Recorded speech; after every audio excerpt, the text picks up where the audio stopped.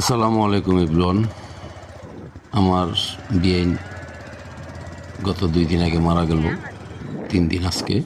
তো সবাই ধরছে চলো আমরা আজকে একবারে নাস্তা টাস্তা করে এখান থেকে বাসা যাব।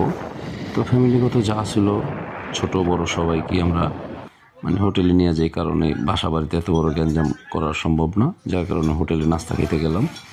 নাস্তা খাওয়ার একটা দৃশ্য, সবাই বলল যে ঠিক আছে একটা ভিডিও করো, তো এই কারণে ভিডিওটা করলাম। এখানে সবাই আছে, মানুষবিহীন বাড়ি, মানুষ মরে গেলে তখন এই বাড়ির কোনো মূল্য থাকে না, এটি সবচেয়ে বড় কথা।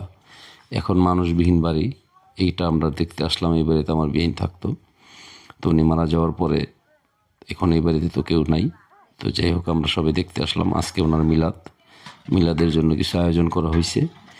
গ্রামের যত গরিব মিসকিন আছে তাদের জন্য, আত্মীয় স্বজনের জন্য একটা মিলাদের আয়োজন করা হয়েছে। মিলাদ বলতে খতম আর কি, খতম দেওয়ার পরে একটা মোনাজাত হবে। তো তার আগে কিছু বোঝ করার পরে এখন বিকালে যেরকম এই যে এখানে আয়োজনটা এখানে করা শেষ মোটামুটি। তো সবাই দোয়া করবেন যাতে আমার বিয়েনের আত্মাটা শান্তি পায়, তার গুনাহ খাতা মাফ করে। এখানে ছোট বাচ্চারাও আছে, নাতিনরা আছে। বলে যে আমার সবচেয়ে ছোট একটা নাতি, কিউট একটা বাচ্চা। আলহামদুলিল্লাহ, আল্লাহ ওরে সবসময় ভালো রাখুক, দোয়া করি।